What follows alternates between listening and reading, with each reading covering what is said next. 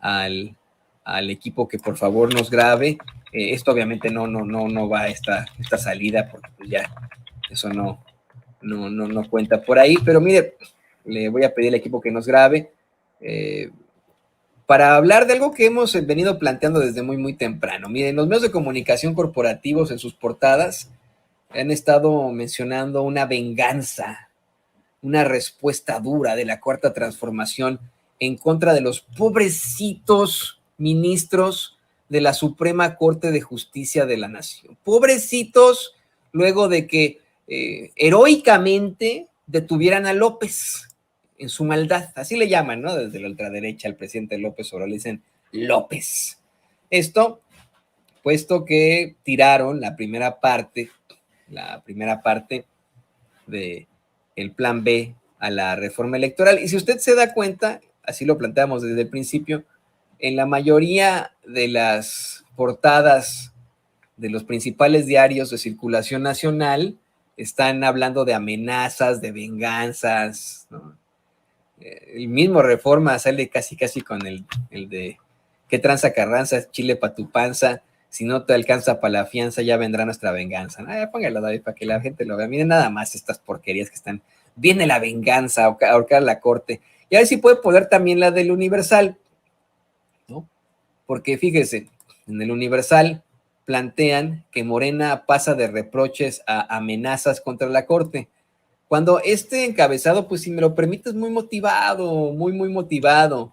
El que pasó de la complacencia a la amenaza, pues no fue Morena, fue Ricardo Monreal, que si me lo pregunta a mí, me parece no representa ni es el máximo militante de Morena o de la Cuarta Transformación. Usted recordará que Ricardo Monreal, tan pronto se dio esta determinación de la Suprema Corte de Justicia de la Nación, dijo sentirse complacido al respecto. Bueno, pues ayer, me imagino ya dándose cuenta del costo político que esto tuvo en sus aspiraciones para convertirse en el candidato de Morena a la presidencia de México, salió con que va a buscar un juicio político en contra de estos personajes. Me dicen, David, ¿hay por ahí audio de esto, hay video de esto, David? No sé, ¿lo tenemos o no tenemos? Sí, mi estimado Toño, parece que sí. Bueno, pues vamos a escuchar lo que planteó Ricardo Monreal sobre un supuesto juicio político a los pobrecitos ministros de la Suprema Corte de Justicia. No me parece que esté desprendido y desvinculado el debate de quienes pide una resolución y su casta, su pertenencia a los privilegios que no quieren renunciar a ellos. Ese es el tema de fondo y ese es el debate al que yo los quiero llevar.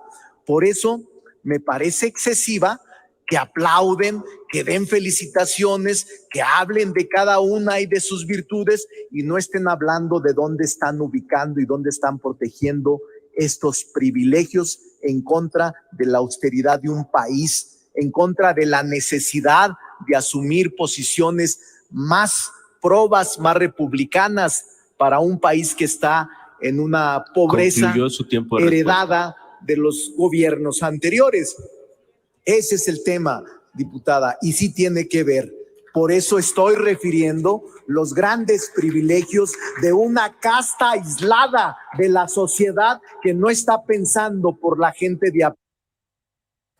Hay varias declaraciones de Monreal, pero mire, le hice el planteamiento de los medios porque fíjese, en este encabezado que lleva el periódico El Universal en su primera plana, se ve la motivación, la tendencia para hablar de una especie de venganza o de respuesta o de amenaza en contra de los pobrecitos ministros de la Suprema Corte de Justicia por parte de la Cuarta Transformación o de Morena, cuando ellos mismos, en su artículo con el que hablan de esta situación, plantean que pues es Monreal el que hace esta declaración. Luego de su complacencia ante el fallo, cambia de idea, se da cuenta del costo político, el costo que tiene para sus aspiraciones hacia la presidencia y habla de una especie de juicio político. Le voy a compartir una nota que publica Tania Juárez para precisamente el Universal, en el que vea la tendencia en cuanto a encabezados, portadas y las verdaderas notas que llevan por ahí. Dice: el líder de la Junta de Coordinación Política en el Senado, Ricardo Monreal, ha estado al frente de la batalla en las discusiones del Congreso como representante de Morena y por ende no se han hecho esperar sus opiniones y declaraciones sobre el Plan B electoral y la Suprema Corte de Justicia de la Nación, quien recientemente invalidó parte del proyecto de reformas impulsadas por el presidente López Obrador. Si bien ha mantenido una línea discursiva siendo vocero de la bancada guinda desde su posición en el Senado, sus declaraciones sobre las reformas electorales se han mantenido neutrales. Sin embargo, estas subieron de tono luego de que la Corte determinara como inconstitucional una parte del Plan B. Los cambios de discurso iniciaron por la confrontación política que ha mantenido el Congreso desde finales del año debido al rechazo de la reforma electoral y la implementación del Plan B. El 15 de diciembre de 2022, en la primera votación del Plan B, Monreal votó por el no, pues afirmó que algunas de las normas que se aprobarían podían alejarse de los principios constitucionales. Sin embargo, posterior a dicha sesión, defendió esta reforma junto a Morena y sus aliados. Afirmo y sostengo que algunas de las normas que pudieran aprobar con lo que planteaba ahí, ¿no? Pudieran aprobarse esta noche, pudieron alejarse de los principios constitucionales y esa es mi defensa. Soy legislador y es un honor y un privilegio serlo, soy académico y asumo con integridad lo que enseño en las aulas de la División de Estudios de Posgrado de la UNAM y soy político, soy servidor público que corre riesgos y asume compromisos con la sociedad, puntualizó, ¿no? Así lo plantean en el Universal. Dice: previo a que el Senado avalara en su totalidad el Plan B y ante las preocupaciones de consejeros electorales, en febrero del presente año, a través de un video en sus redes sociales, Monreal dejó claro que no dudaría en asumir íntegramente las consecuencias de sus actos y subrayó que sería la Suprema Corte de Justicia de la Nación la instancia que definirá la validez de la reforma, la cual acatarían en el Senado. Tras aprobarse dicha ley, la lista de impugnaciones de acciones de inconstitucionalidad de la oposición fueron atendidas, por lo que la Suprema Corte de Justicia de la Nación determinó inconstitucional modificar la ley en materia electoral. Bueno, eso es lo que dicen en el Universal, ¿no? La lista de impugnaciones, acciones de inconstitucionalidad. Bueno, tras el fallo, Monreal expresó, escuche esto, su alegría al tener constancia de que existe un equilibrio de poderes y contrapesos. Indicó que la Corte enmendó la plana al Poder Legislativo y subrayó que, como nunca, se demuestra que en México hay un equilibrio y un contrapeso en las decisiones que se toman, pues no hay un poder que se sobreponga a los otros. Yo, como constitucionalista, me alegra que haya contrapesos, no me alarma ni me preocupa, y respeto las decisiones de los órganos del Estado y los órganos constitucionales, recalcó. Hoy nos tocó el Poder Legislativo que nos enmienda en la plana, porque es lo que se aprobó, a juicio de ellos, con vicios en el procedimiento, tiene vicios en el procedimiento, y ellos tienen los elementos porque la Constitución los consagra como la instancia de revisión de nuestros actos. Pero a solo un día de dichas declaraciones, el coordinador, dicen ahí en el Universal, parlamentario amagó con abrir un juicio político en contra de los ministros que estuvieron en contra del proyecto. El Poder Legislativo tiene facultades del control parlamentario sobre los ministros de la Corte. Lo que sucede es que no los hemos ejercido. Expuso en tribuna durante el debate denominado el golpismo de la Suprema Corte de Justicia de la Nación. Le digo, me llama mucho la atención la portada pónganos por favor la portada del Universal, don David, que dice: Morena pasa de reproches a amenazas contra la Corte, cuando pues en todo caso tendrían que referir a Ricardo Monreal, ¿no? Él es el que en todo caso está planteando lo del juicio político, ¿no? No sé si me explique con esto, pero así está la tendencia. A ver, me dice don David que hay más declaraciones de Monreal. Vamos a escuchar estas, son varias, ¿no? Hay unas, ya vimos esta parte. Me parece que tenemos ahí las declaraciones últimas. Adelante, don David. Pero este Senado o el Congreso nombra a los ministros de la Corte y tenemos la expectativa, posibilidad y facultad de citarlos a comparecer, y también tenemos un recurso que poco se agota, que es el juicio político en caso de que se vulneren principios fundamentales de la Constitución y se reitere sistemáticamente la violación o la invasión de facultades de otros poderes. Es un tema delicado, pero sí tenemos que estar pensando en cómo avanzar en el tránsito hacia un perfeccionamiento en la vida democrática del país. Y hay más declaraciones que me hizo David por ahí. Vamos a poner lo demás que planteó por ahí Ricardo Monreal. ¿Qué tal? Hoy se presentó un debate álgido en la Cámara de Senadores que sesiona como comisión permanente. Aquí lo puedes ver todo. Ahí denuncié lo que había denunciado ya desde el año pasado. El exceso de privilegios de los ministros de la Corte y del Poder Judicial, que la han llevado a convertirse en una élite, en una casta de privilegiados. Eso es lo que afirmé.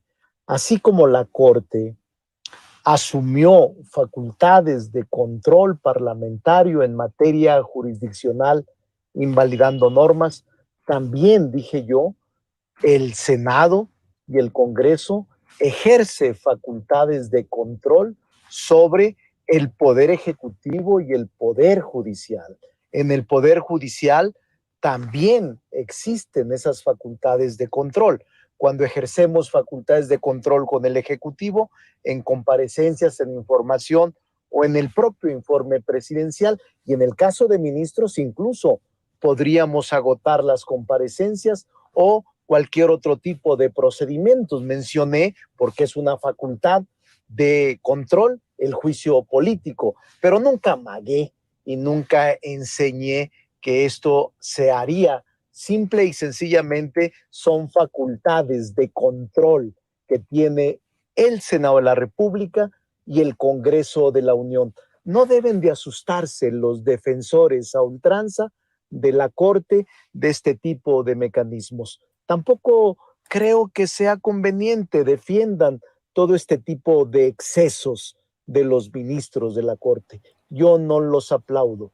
Voy a respetar la ley y voy a respetar la resolución. Mire, hay una anécdota de mi familia que no sé por qué está denominada así.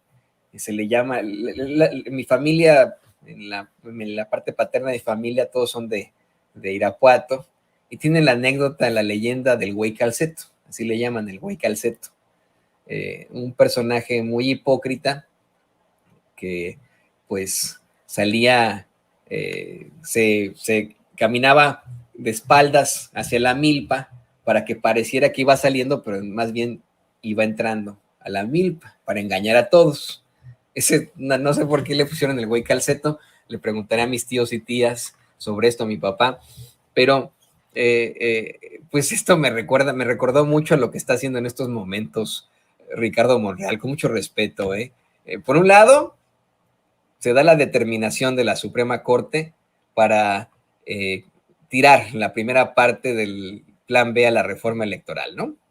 Esa es la primera. Y la respuesta que da él es de complacencia, porque existe una división de poderes.